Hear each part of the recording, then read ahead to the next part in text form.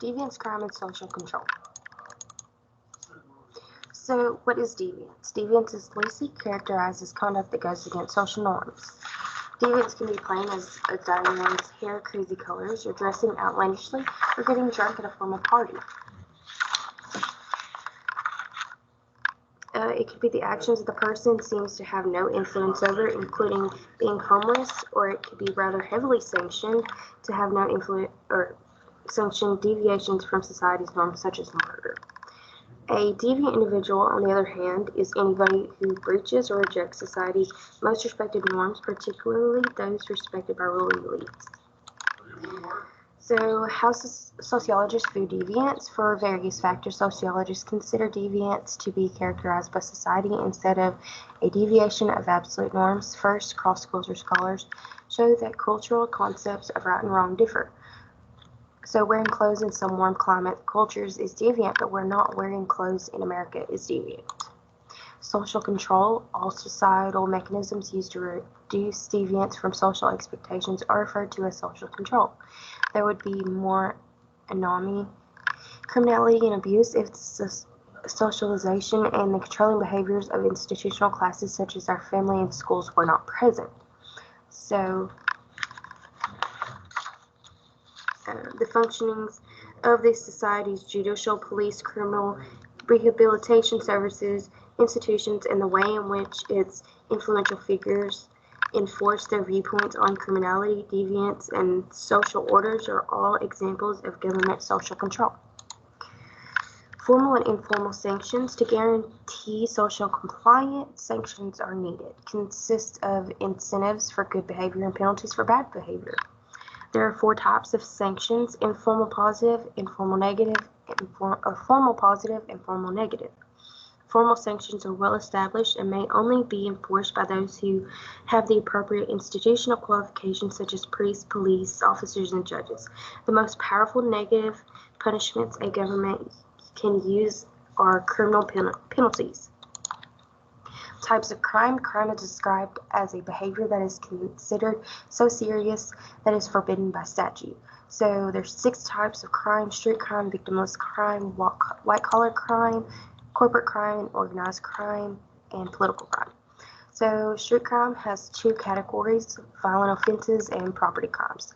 Victimless crime refers to criminal activities where all property parties and adults have been given consent. Victimless crime does not necessarily mean that it does not have to have a victim.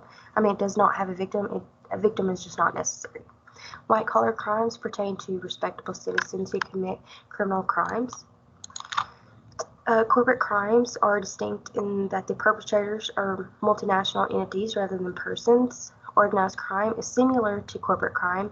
People are not involved. Instead, large-scale corporations are involved. Political crime is the abuse of government or elected power or statute of criminal activity committed in order to win office or political clout. Anomie is a state of social insecurity caused by a lack of defined social norms and beliefs. According to Robert Morton's anomie theory, deviance is frequently a reaction to circumstance in which traditional behavior fails to accomplish objectives.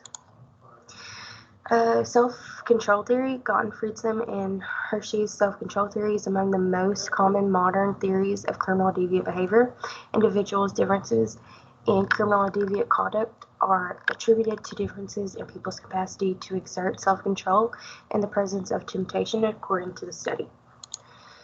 Functionalist view by Durkheim. A certain degree of crime, according to Durkheim, is a natural and essential feature of all cultures.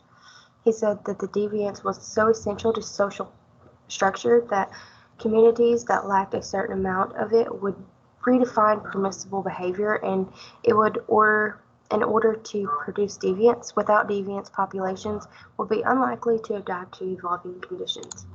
So the dysfunctions of deviance. The key duties of social control, as per Parsons, are to minimize conflicts among various aspects of the social structure in efforts to make sure that the cooperation required for a community to work relatively well. The conflict view in contemporary Conflict theories reject the presence of a balance of interest or a merit agreement. Rather, various entities with different degrees of social, economic, and political influence battle in the courts to defend and maintain their rights and values. Social order represents the destruction of conflicting desires rather than peace and cooperation. Feminist criminality is a well-known conflict theory variant.